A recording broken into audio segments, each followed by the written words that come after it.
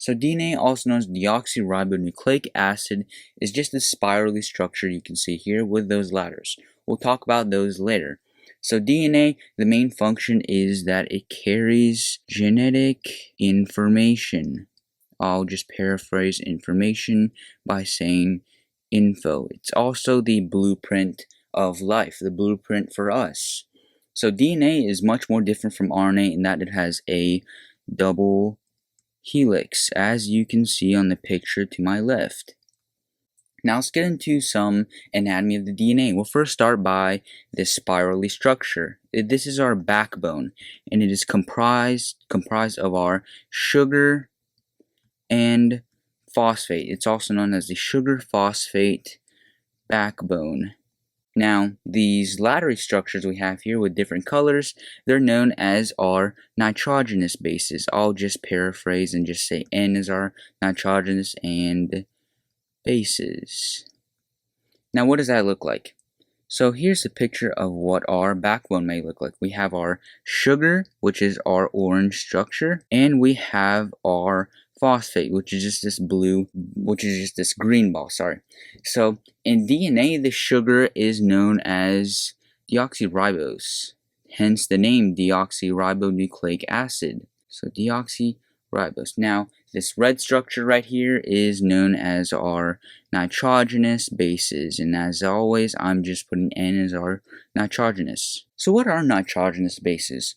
Well, we're going to scroll up a little and we'll see these 4 different nitrogenous bases. So we'll talk about the green structure first, and that is called cytosine. It's also just shown as C. Now the next one we have is thymine. So cytosine and thymine are part of a group called the pyrimidines. Now as you can see, pyrimidines have a single ring structure, as you can see from cytosine and thymine. So now let's move over to our other nitrogenous bases. So the first one, this purple structure, is known as guanine. Guanine is also shown as just G.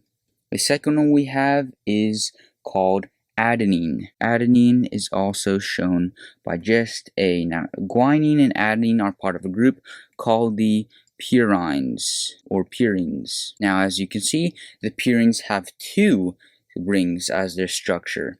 To memorize which nitrogenous bases are purines, you could think about G as being guacamole and A as being applesauce.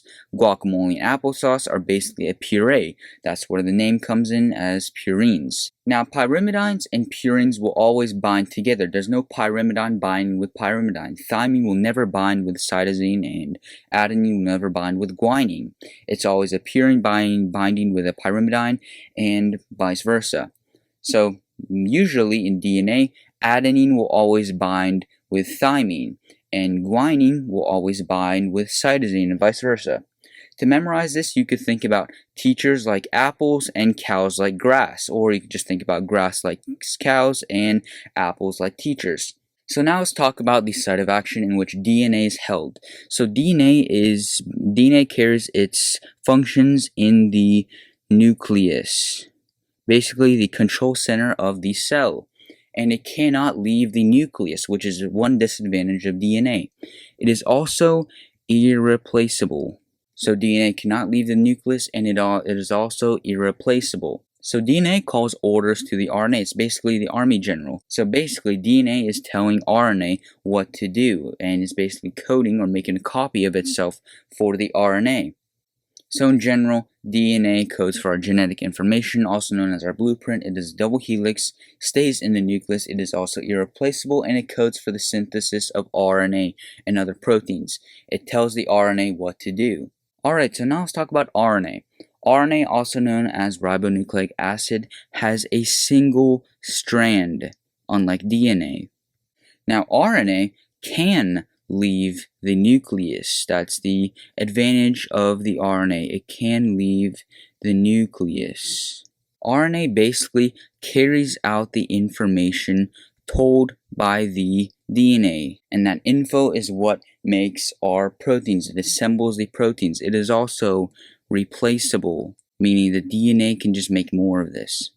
Now, RNA, as you can see on my picture on my left, as we talked about, is a single strand with one nitrogenous base in each of these strands. Now, in RNA, we have a different nitrogenous base that takes over thymine, and that is called uracil. Uracil takes over the job of thymine and attaches to adenine. So basically, the nitrogenous bases in RNA include adenine, cytosine, guanine, and our new nitrogenous base, which is called uracil.